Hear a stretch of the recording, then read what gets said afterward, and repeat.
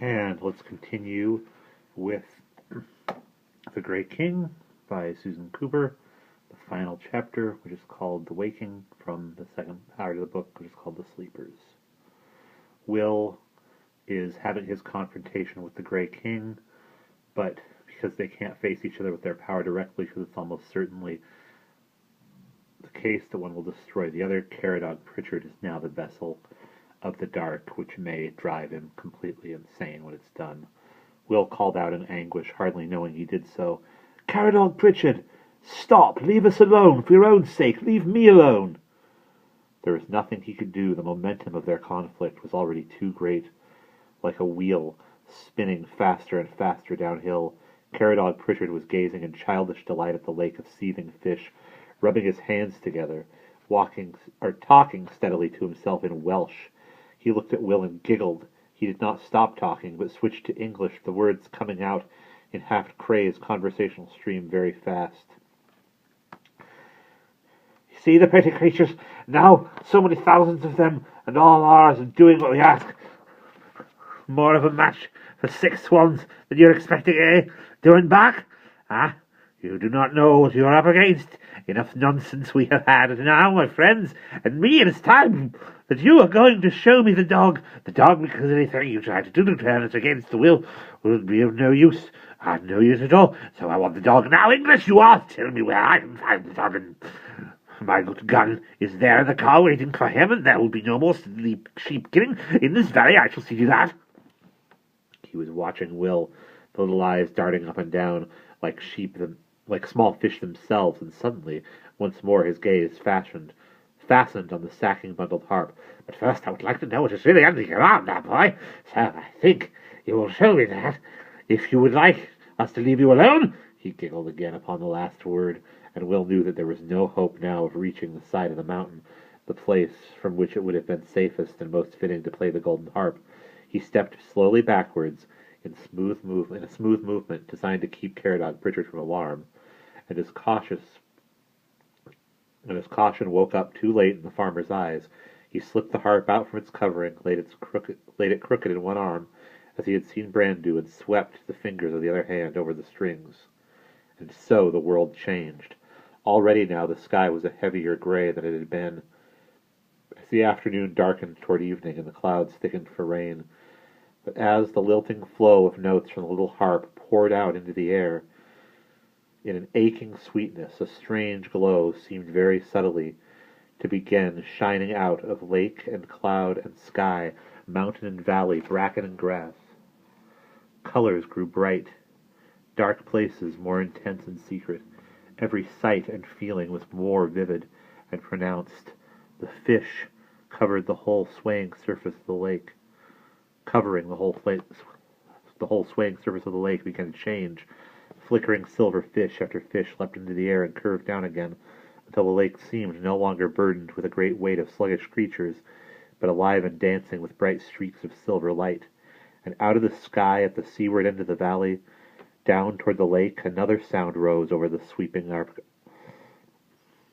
arpeggios, lilting to and fro as Will ran his fingers gently up and down the strings of the harp. There was a harsh crying, like the calling of seagulls, and flying in groups and pairs without formation came swooping the strange ellipsoid black forms of cormorants, 20 or 30 of them, more than Will had ever seen, flying together, the kings of the bird fishermen of the sea, never normally seen away from the sea and its cliffs and crags. They came skimming down to the surface of Llyn Mignal and began snatching up the leaping fish, and Will remembered suddenly Bran's stories of how the bird rock, Crag Yaarden, is the only place in the world where cormorants are known to gather and build their nests inland, because in the land of the Grey King the coast has no rocky cliffs for such building, but only sand and beaches and dunes. Down they swept, the fish jumped, sparkling. The cormorants gulped them, swerved away, dived and gulped again. Caradog Pritchard gave a cross wail like a disappointed child. The curious light glimmered through the valley. Still Will's fingers flickered over the harp, and the music rippled out, delicate and clear as spring water. He was caught up in a tension that trickled through him like electricity, a fierce anticipation of unknown wonders. He felt as taut as though every hair stood on end, and then, all at once, the fish vanished. The surface of the lake was absolutely smooth as dark glass, and all the cormorants swept upward in a cloud and curved away, shrieking, disappearing back up the long broad valley to Bird Rock, and through the luminescence that held the valley suspended in daylit moonlit half-light, Will saw 6 figures take shape. They were horsemen riding. They came out of the mountain, out of the lowest slopes of Cader Idris that reached up from the lake into the fortress of the Grey King. They were silver-gray, glinting figures, riding horses of the same strange half-color, and they rode over the lake without touching the water, without making any sound. The music of the harp lapped them round as they drew near. Will saw that they were smiling. They wore tunics and cloaks. Each one had a sword swinging at his side. 2 were hooded. 1 wore a circlet about his head, a gleaming circlet of nobility, though not the crown of a king. He turned to Will as the ghostly group rode by, and bent his smiling bearded head in greeting. The music rippled bell-like round the valley from the harp in Will's hands, and Will bent his own head in sober greeting, but did not break his playing.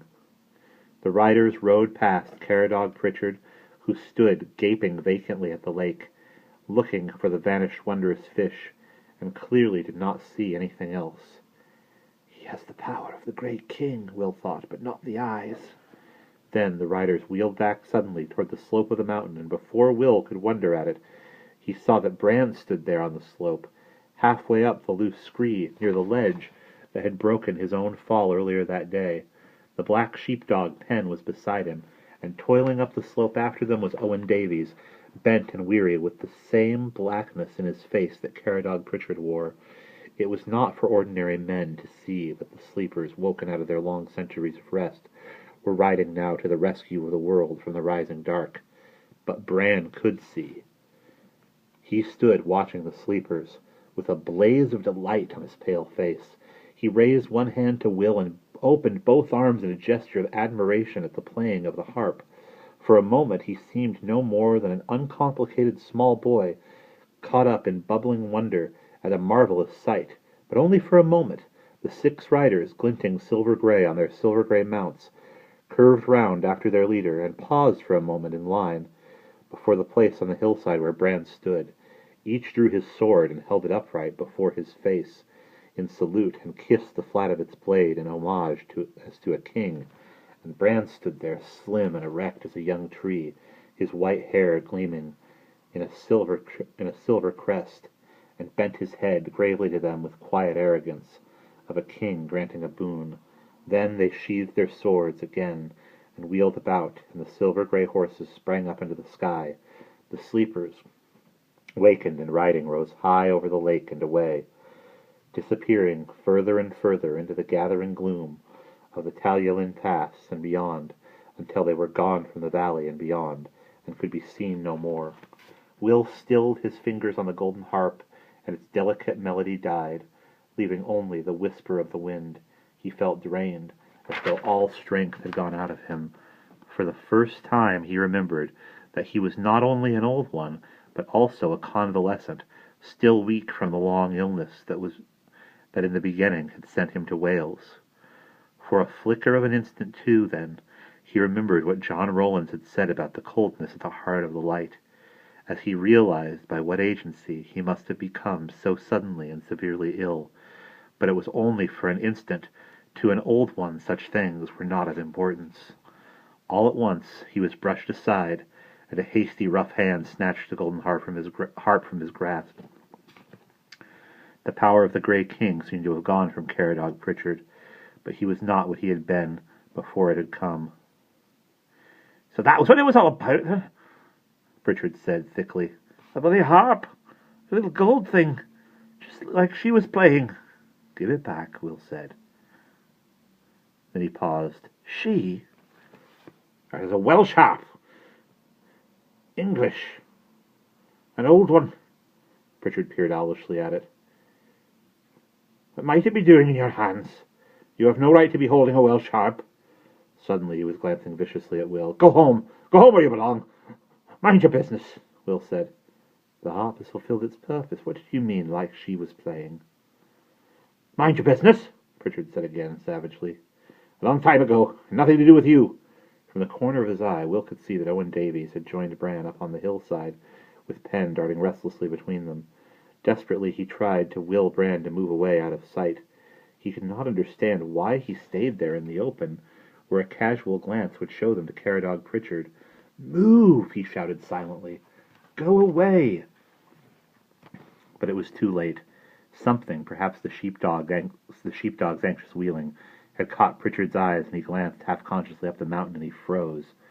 Every part of the moment seared itself into Will's brain, so that even afterwards he could feel the quick roaring of impending disaster, and see, like a bright picture, the heavy gray sky, the rearing mountain, the rippling dark lake, the startling patches of color made by a white-haired boy and a man with flaming red hair, and over it all the strange glow of light, like the warning luminescence hanging over a countryside before a dreadful storm. Caradog Pritchard turned toward him, a face marked with a terrible mingling of anger, reproach, and pain, and at the heart of them all a thin core of hatred and the urge to hurt back. Looking deliberately into Will's face,